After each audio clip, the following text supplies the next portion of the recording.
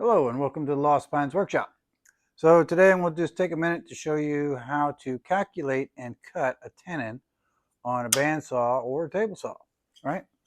Looking for something like that. Or if you're, going to cut a tenon into a material, I'm going to show you how to calculate it and then we'll cut it. All right, so let's dive in. So for me, I'm about to cut tenons in back braces for a rocking chair, right? Roughly right here where my tick marks are, to this depth, which is immaterial. The calculation. So utilizing the shim method for cutting these tenons, we first figure out, what is the width of our material that we're going to cut here.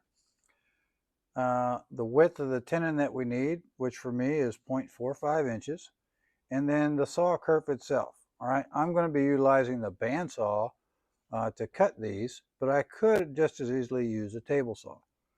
Doesn't matter. But for my bandsaw, the kerf for the blade that I'm using is 1/16 or 0.0625. All right.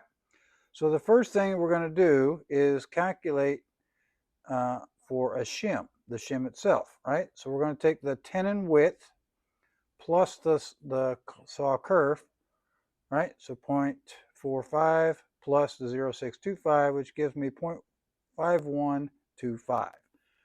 I'll create my shim to that exact thickness. And then I will clamp that to the fence. Next, we're going to calculate the width of the cheek, right? How much material here is going to be left over after I make the cut. For that, it's the material width again, minus the tenon, which gives me 0.948. That's both sides. So we divide that by 2, which gives me 0.474 for each side. 0.474 inches here and here. Groovy?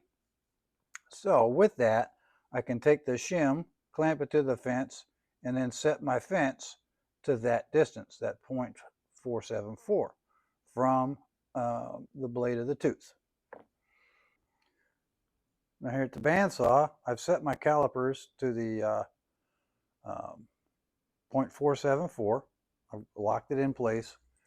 And I laid it up here on the bandsaw itself. So my teeth, I got one here this way and one that way. I'm going to align with the shim in place. I'm going to align the fence measuring off of the tooth that is angled this direction towards the fence. All right. And then I simply lock the fence in place. Now I make the cut. Okay, utilizing my test piece, we'll make the cut.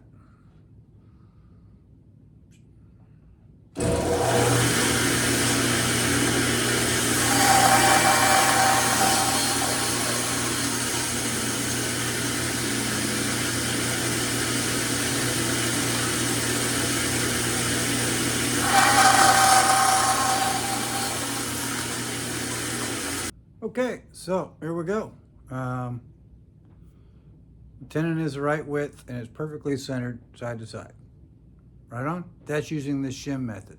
Now, alternatively, if you don't want to use the shim, you can set your fence to that desired distance, right? If I'm actually cutting a piece like this that I can easily flip, I can set that to that initial measurement, lock the fence in place, cut this side, flip it, and cut the other side, and you'll come out equal.